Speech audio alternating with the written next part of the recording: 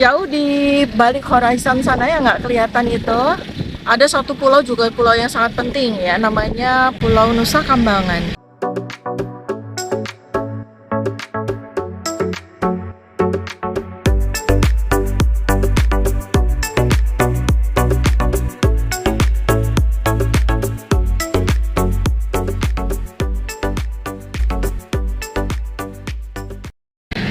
Hai, Assalamualaikum warahmatullahi wabarakatuh.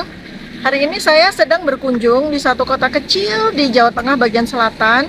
Kota yang berbatasan dengan Laut Lepas. Kota kecil sekali ya, kemana-mana itu deket banget, tetapi kota ini sangat penting. Namanya kota Cilacap ya. Jauh di balik horizon sana yang nggak kelihatan itu, ada satu pulau juga pulau yang sangat penting ya, namanya Pulau Nusa Kambangan. Pulau Nusa Kambangan itu adalah pulau tempat adanya lembaga pemasyarakatan dengan narapidana yang sangat tinggi ya, dengan tingkat keamanan maksimum, yaitu narapidana teroris, narapidana yang mendapatkan hukuman mati atau yang mendapatkan hukuman maksimal 20 tahun itu ada di sana ya. Di sana tuh nggak kelihatan pulaunya. Dulu Pulau Nusa Kambangan sebagian kecil dari pantainya yang memang sangat indah, kita boleh berkunjung sebagai turis, sebagai wisatawan. Tapi sekarang sudah nggak bisa lagi. Jadi rencana saya sebetulnya saya mau nyebrang ke Pulau Nusa Kambangan hari ini, tapi ternyata memang sudah tidak diizinkan lagi untuk kehadiran wisatawan yang tidak ada kepentingan dengan LP Nusa Kambangan ya. Buat saya sih bagus ya, karena sebetulnya karena Pulau Nusa Kambangan itu restricted ya, artinya itu adalah pulau yang memang khusus untuk narapidana ya, mestinya sih jangan dipakai buat wisata gitu ya.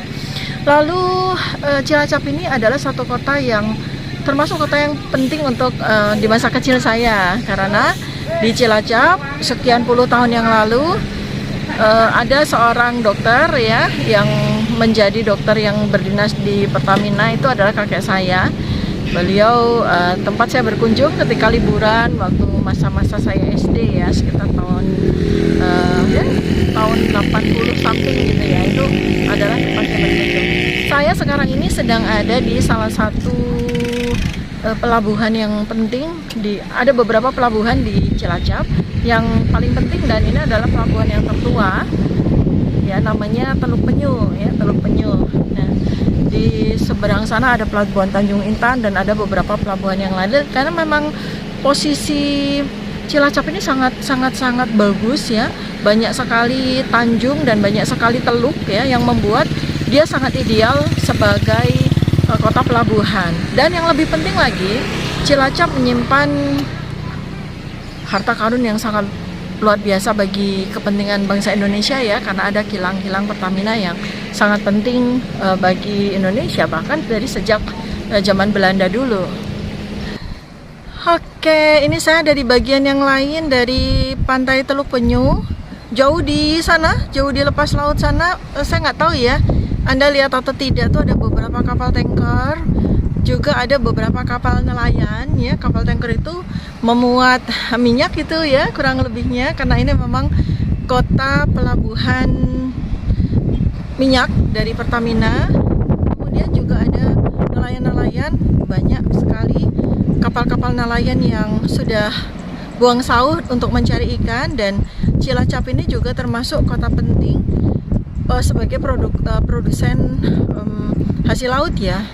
Saya sebetulnya pengen sekali untuk nampak tilas mengingat masa kecil dulu, dimana waktu kecil itu Cilacap ini kaya sekali dengan salah satu hasil lautnya yang sangat terkenal, namanya rajungan. Rajungan itu keluarga dari kepiting, crab ya, rajungan.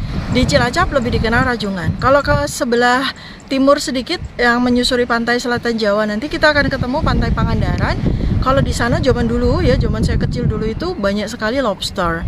Ya, kemudian yang pada masa Menteri Kelautan dan Perikanan Ibu Susi Pujiastuti yang orang Pangandaran asli itu melarang nelayan untuk mengambil lobster-lobster yang baby lobsters. Karena apa? Baby lobster itu kalau dijual murah sekali, hanya 150.000 sampai 200.000 per kilo. Tetapi kalau baby lobster ini dibiarkan dulu di laut sampai dia dewasa, itu satu ekornya itu kurang lebih bisa 2 sampai 3 kilo, itu bisa harganya itu bisa 1 sampai 2 juta rupiah per kilo ya. Makanya beliau sangat melarang pada masa 5 tahun beliau menjadi Menteri Kelautan dan Perikanan. Sayang sekali setelah beliau sudah tidak lagi menjabat sebagai Menteri Kelautan dan Perikanan, Ibu Susi ya.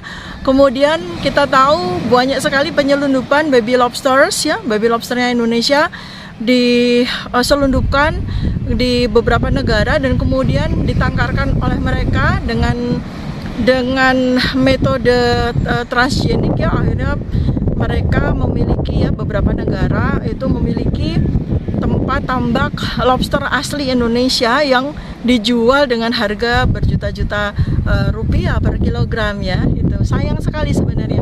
Mudah-mudahan nanti pemerintahan di masa mendatang pasca tahun 2024 ada presidensi, ada pemerintahan baru, akan kembali lagi menegaskan kebijakan Ibu Susi Pujiastuti untuk bagaimana menjaga harta karun luar biasa yang kita miliki yang ada di dalam perairan kita ya. Saya ini tuh mau memberikan penegasan kepada Anda yang sama dengan saya ya, warga negara, kita saudara 278 juta rakyat Indonesia itu nggak akan pernah kita tuh namanya miskin tuh nggak akan pernah. Sesungguhnya ya, kalau semua hasil yang dikaruniakan oleh Allah SWT kepada kita, sumber daya alam yang tersimpan di daratan, yang tersimpan di dalam lautan itu benar-benar dikelola dengan baik untuk sebesar-besarnya kemakmuran dan kepentingan rakyat, kita bisa menjadi negara terkaya di dunia. Karena kita punya banyak sekali kelengkapan, baik dari sumber daya alam kita nggak kurang-kurang, kita punya minyak, batu bara, kita punya nikel, kita punya timah, kita punya segala macam logam-logam yang masih tersimpan di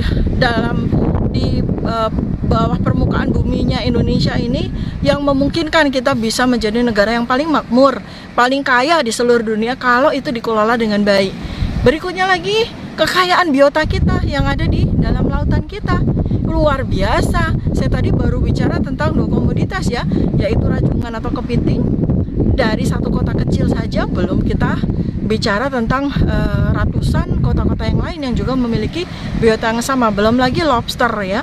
Bayangkan 1 kilogram lobster dewasa itu bisa dijual dengan harga 1 sampai 2 juta rupiah per kilogram. Kita punya berapa ribu ton yang saat ini ya sudah dirampok oleh negara-negara tetangga kita karena ada penyelundupan baby lobster dari Indonesia dijual ke negara lain, dan sekarang mereka mengembangkan lobster asli Indonesia. Kebayang nggak betapa luar biasanya, betapa kayanya sebenarnya kita ini ya, negara kita ini begitu luar biasa kaya rayanya. Jadi amat sangat ironis ketika kita ternyata masih dinyatakan sebagai 100 negara termiskin di dunia dari 199 negara yang tercatat.